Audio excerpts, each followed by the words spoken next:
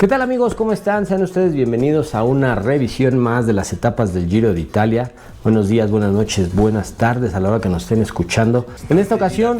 la jornada número 12 del Giro de Italia, una jornada de 175 kilómetros desde Imperia a Novi Ligure, con dos puertos categorizados de tercera categoría, un sprint intermedio y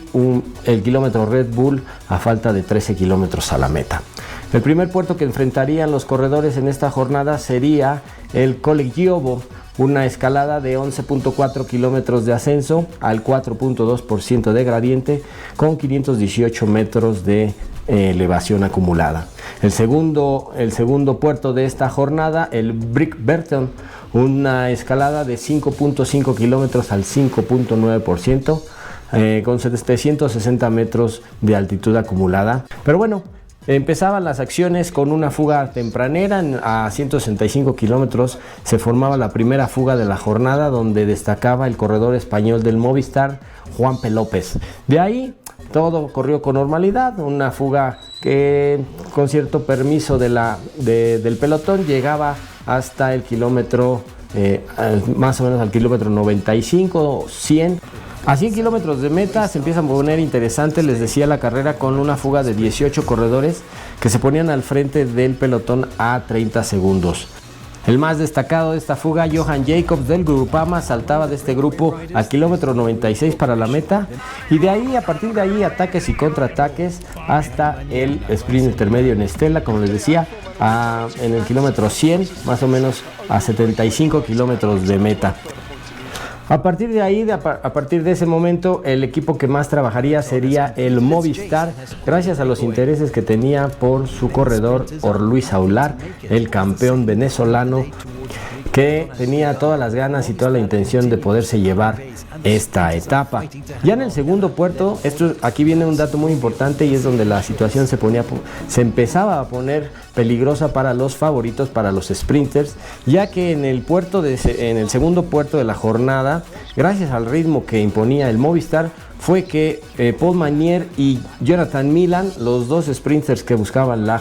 el triunfo en esta jornada, se quedaban en ese ascenso, no podían aguantar el ritmo que imponía el equipo español y cedían un minuto al coronar este segundo puerto del día. A partir de ahí, a 48 kilómetros de meta, en el descenso, los principales involucrados, los que se ponían a trabajar, fueron los equipos del EF Education y el equipo NSN, que tenían las intenciones de robarles la etapa, de llevarse la etapa, una vez que los sprinters y favoritos habían quedado fuera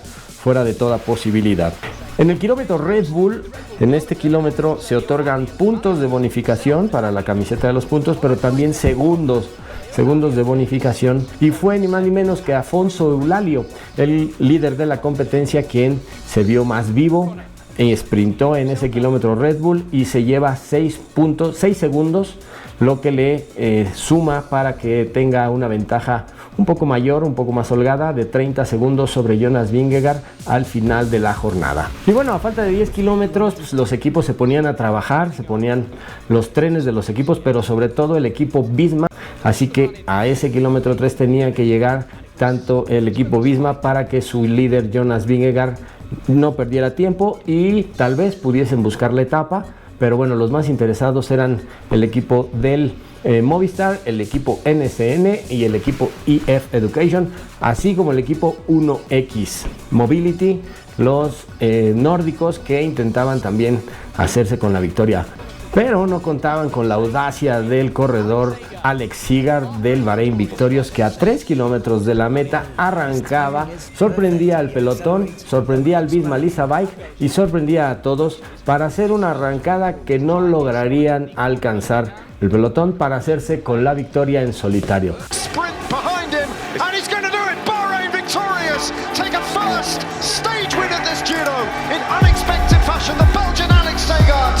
En segunda posición llegaba Toon Aerts del Lotto Intermarché a 3 segundos, y Guillermo Tomás Silva, el corredor uruguayo que ya ganó etapa en este Giro de Italia y que portó ya la camiseta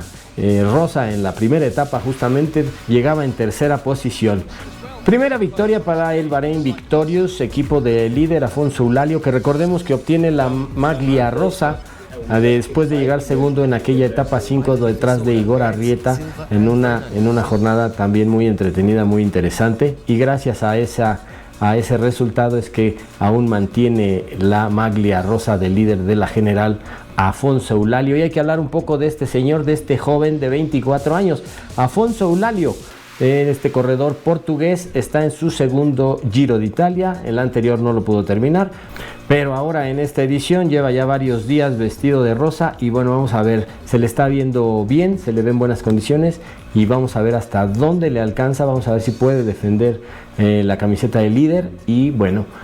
también estamos esperando esos ataques de Jonas Vingegaard que en las siguientes jornadas podría darse. Y bueno, la etapa de mañana, un recorrido de 189 kilómetros de Alessandria a Verbania, con dos cotas categorizadas, un sprint intermedio al kilómetro 156, la primera cota de cuarta categoría en Vieno y después al descenso de esta cota el kilómetro Red Bull, para después enfrentar el segundo puerto de la jornada, un puerto de tercera categoría en Ugyascia. Así que nos vemos mañana con más revisiones de la jornada del Giro de Italia. Recuerden darle like, suscribirse y bueno, aquí dejen sus comentarios y nos vemos mañana. Saludos.